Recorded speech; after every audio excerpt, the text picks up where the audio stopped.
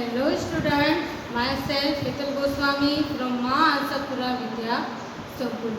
Today we will learn standard 9 subject Sanskrit and our topic is chapter number 5 सुभाषित वैभवः यानी कि सुभाषों की समृद्धि होना। सुभाषित है वह पृथ्वी पे 3 रत्नों में से एक रत्न माना जाता है। मैंने आपको अगले वीडियो में बताया ही था कि सुभाषित है वह पृथ्वी के 3 रत्नों में से एक रत्न माना जाता है, जिनमें संस्कृत भाषा में सुभाषितों का महत्व बहुत ही दिया गया है। सुभाषित मीन्स क्या होगा कि जिसमें हम अच्छी तरह से सत्य वचन सीख सकें, शिव और कल्याणकारी सुंदर वचन सीख सकें। इसके अलावा हमारी पीढ़ी है उनके अनुभव, इन सुभाषितों के अलावा हमें हमारे जीवन में महत्व का जो स्थान है वह हमें देते हैं।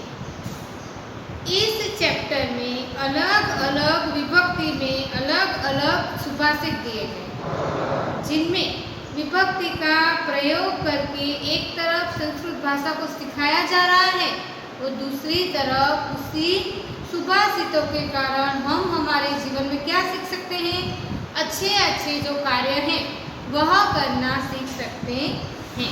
यहाँ पे हमने जो पहला जो सुभाषित किया था उसके अंदर हमने क्या सीखा था कि जो रीडर हैं उनके गुण किस तरह से होते हैं। तो मैंने आपको बताया था पहला श्लोक जिसमें क्या था कि जो रीडर है उनके किन तरह से वह अपना कार्य है वह पूर्ण करते हैं, जिसमें क्या होता है किस तरह से वह अपनी बुक्स हैं उसे पढ़ते हैं, कैसे कि मधुर स्वीटनेस के साथ। फिर देखें तो जो अक्षर लिखे हुए होते हैं, जो राइटिंग की हुई होती है बुक्स में, वह उसको किस तरह से उसे अभिव्यक्त कर पाते हैं।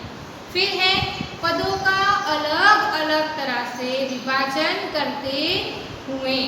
नेक्स्ट हम देखें तो सारे अच्छे आवाज़ के कारण, फिर एक धीरज के कारण, किस तरह से धीरज होनी चाहिए। अगर वो कोई भी स्टोरी पढ़ रहा हो तो उसे आसानी से धीरे धीरे उसे पढ़ना चाहिए।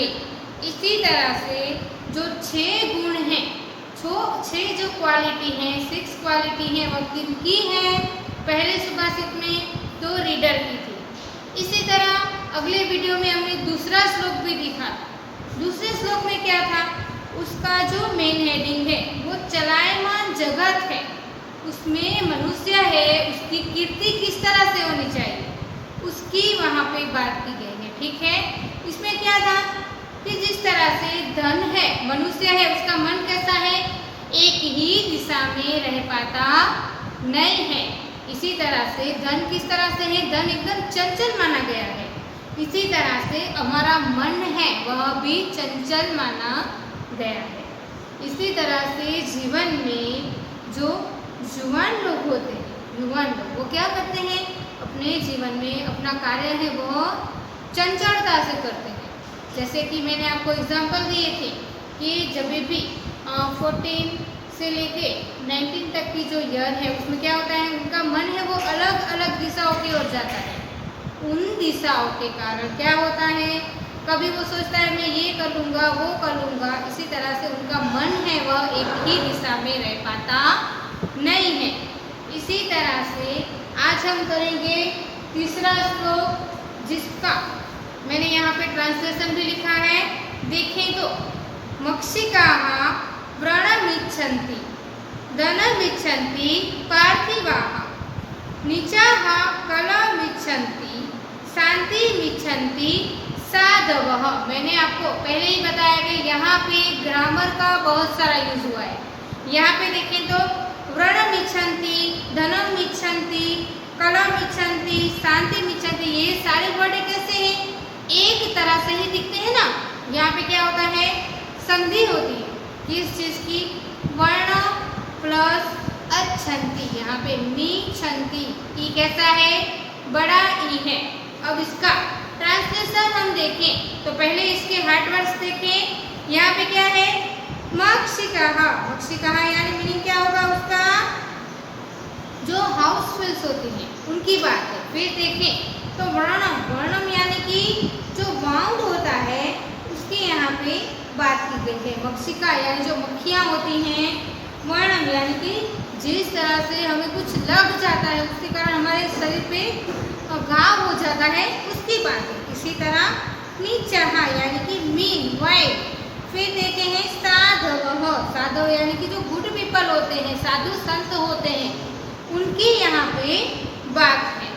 नेक्स्ट देखें तो शांतिम, शांतिम यानी कि जो पीस जो लोग होते हैं जिनके अंदर चारों ओर जब भी शांति छाई हुई होती है, इसके यहाँ पे बात की गई है। अब देखिए इसका ट्रांसलेशन, जिसमें house feels desire bound, kind desire well, the weak desire quarrelled और comfort, good people desire peace. अब यहाँ पे इसका ट्रांसलेशन देखें तो जिस तरह से मक्खियाँ हैं वो क्या करती हैं, जख्म देने के लिए इच्छती हैं, इसी तरह से राजा है जो किंग है वो क्या करता है, अपना जो राज्य है वह सुख और समृद्धि से परे हो, उसका जो राज्य है वो सुख और समृद्धि से हमेशा भरा ही रहे, उसकी यहाँ पे बात है। इसी तरह से जो हल्के लोग होते हैं, नीच प्रकार के लोग होते हैं, वो क्या करते हैं, चारों ओर झगड़ा करना इच्छते हैं। इसी तरह से जो सज्जन लोग हैं वह शांति करना इच्छते हैं। अब यहाँ पे इसका इसे समझते हुए देखें तो श्लोक नंबर 3 में क्या कहा है, जो हनी बी होती है वो क्या करते हैं, उसका जो छत्ता होता है उसके पास कोई नहीं जाना चाहता। क्यों? अगर हमने उसे टच किया तो क्या करेगी, हमें काट लेगी। उसके कारण मक्खियाँ वो क्या करना चाहती हैं, जख्म देना चाहती है। इसके ट्रांसलेशन में हम देखें तो कोई ऐसे व्यक्ति हो जिनके कार्य में किसी भी कार्य है वो हमारा अच्छा नहीं, इसके तो किस तरह से माना गया, उसे हनी बी की तरह। इसी तरह से राजा है वह हमेशा पैसे को ही चाहता है। इसी तरह से हल्के लोग हैं, जो नीच कक्षा के लोग हैं, वो क्या करते हैं, चारों ओर जब भी हम कभी भी उसके पास कार्य करने के लिए जाएंगे वो क्या करेंगे, झगड़ा करके बैठ जाएंगे। कुछ ऐसे लोग होंगे, सज्जन लोग होंगे, वो क्या करेंगे, हमारा कोई भी कार्य है वो हमेशा पूरा करने के लिए हमें तत्पर ही रखेंगे। ये हुआ श्लोक नंबर 3 का ट्रांसलेशन। अब देखेंगे श्लोक नंबर 5 का ट्रांसलेशन। यहाँ पे श्लोक नंबर 4 है, मैं थोड़ा सा स्किप कर रही हूँ। क्यों? कि जब हम श्लोक नंबर 5 समझेंगे तभी श्लोक नंबर 4 आपको अच्छे से समझ में आ जाएगा। मैंने यहाँ पे श्लोक नंबर 5 लिखा है, इसका ट्रांसलेशन पहले हम श्लोक पढ़ते हैं। दरिद्राय धनम देयम ज्ञानम देयम जड़ाय च, पिपासिताय पानीयम शुद्धिताय च भोजनम। अब यह जो चौथा पांचवा हमारा जो यह श्लोक है वो क्या कहता है, जो स्वजन होते हैं, सच्चे लोग होते हैं, उनकी मित्रता है हम किस तरह से ले पाते हैं, परस्पर। ठीक है, देखिए हम इसका ट्रांसलेशन देखें तो इसके जो हार्ड वर्ड्स हैं क्या है, पहला दरिद्राय, दरिद्राय मीन्स क्या होगा, जो गरीब है, तो जो गरीब है उसकी यहाँ पे बात की गई है। फिर हम देखें तो बी पुअर, देयम यानी कि शुड बी गिवन, कोई भी चीज़ अगर हम उसके पास लेना चाहें तो उसकी बात है। इसी तरह से हम देखें तो नेक्स्ट वर्ड है जड़ाय यानी कि टू द इग्नोरेंट, किसी को अगर हम इग्नोर करना चाहें तो उसकी यहाँ पे बात है। देखें तो जड़ाय यानी कि कोई मूढ़ व्यक्ति है, कोई अज्ञानी व्यक्ति है। पिपासिताय यानी कि किसी को अगर प्यास लगी हो, थर्स्टी हुआ हो, उसकी बात है। पानीयम यानी कि पानी। शुद्धिताय यानी कि जो भूखा है उसकी यहाँ पे बात है।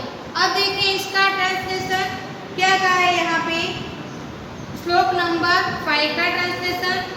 The poor should be given money and the ignorant should be given knowledge.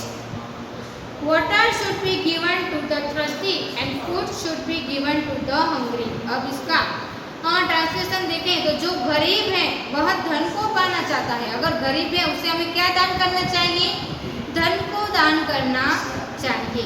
अज्ञानी है उसको ज्ञान देना चाहिए, और जो प्यासा है उसे पानी पिलाना चाहिए, और भूखे को हमें भोजन देना चाहिए। ये श्लोक में कुछ भी नहीं है। वैसे देखें तो कोई गरीब है उसे हमें क्या देना चाहिए? धन देना चाहिए। अज्ञानी है उसे ज्ञान देना चाहिए। जो भूखा है उसे भोजन देना चाहिए और जो पानी का अगर प्यासा है तो उसे पानी पिलाना चाहिए। ये 4 श्लोक अभी कंप्लीट होते हैं। श्लोक नंबर 4 और 6 हम नेक्स्ट वीडियो में देखेंगे। तब तक आप इसके श्लोक और इसके हार्ड वर्ड से उसे घर पे रिवाइंड करते रहिए। Thank you very much. Take care.